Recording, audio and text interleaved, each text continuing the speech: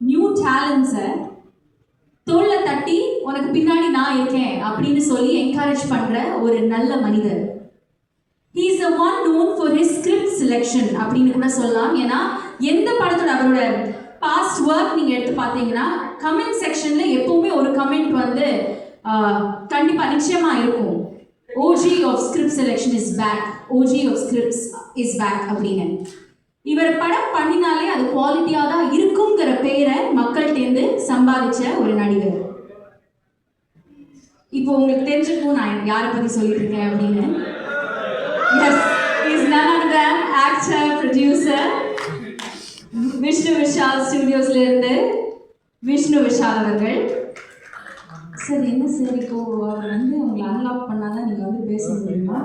S sir, ஆமாம் அப்படிதான். Not Ratsasan today, please go for it. எல்லாருக்கும் வணக்கம்.